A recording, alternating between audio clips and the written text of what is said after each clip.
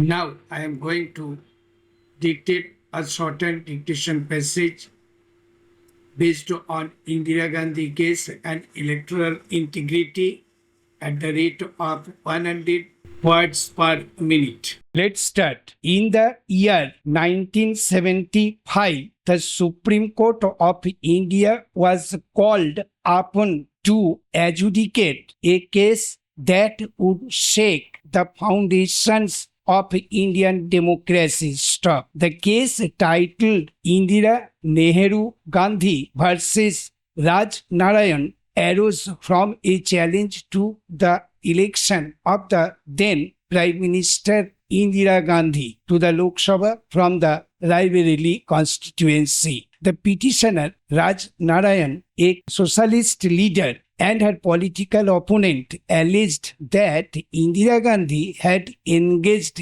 in corrupt practices during the election campaign and had violated provisions of the Representation of the People Act 1951 para. The Allahabad High Court, in a bold and unprecedented judgment delivered by Justice Jagmohan Sinha, found Indira Gandhi guilty of electoral malpractice. Stop. The court held that she had used government machinery for her campaign and had taken assistance from government of officials, which amounted to a violation of election laws. As a consequence, her election was declared void and she was disqualified from holding any elected office for 6 years.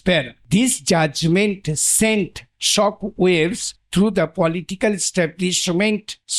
Faced with the prospect of losing her position as Prime Minister, Indira Gandhi declared a state of emergency on June 25, 1975, citing threats to national security and internal stability. Civil liberties were suspended, press freedom was curtailed, and opposition leaders were arrested. In the midst of this constitutional crisis, the government introduced the 39th Amendment to the Constitution para. The 39th Amendment inserted Article 329A, which stated that the election of the Prime Minister and the Speaker of the Lok Sabha could not be challenged in any court of law. It also retrospectively validated Indira Gandhi's election, effectively nullifying the High Court's judgment. This amendment raised serious questions about the sanctity of the Constitution, the independence of the judiciary, and the principle of separation of powers. The amendment was challenged before the Supreme Court, which constituted a 5-judge bench to hear the matter. The bench included Chief Justice A.N. Roy and Justice H.R. Khanna, K.K. Mathew, M.H. Beg, and Y.V. Chandrachud.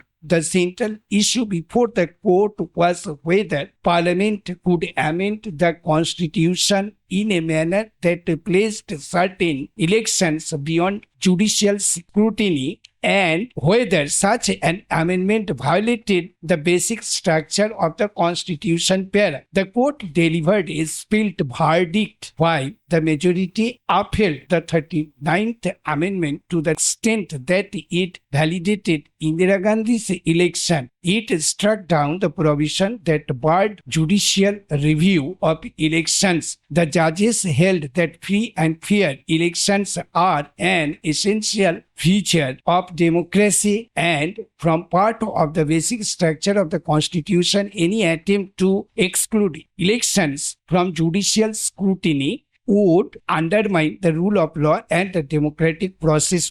Justice H.R. Khanna once again played a pivotal role. He emphasized that the Constitution is not a tool for political expediency and that its core principles must be preserved. He stated that the power To amend the Constitution does not include the power to destroy its identity. Justice Chandrachud echoed this sentiment, warning against the dangers of authoritarianism and the erosion of constitutional values. Stop. Thank you.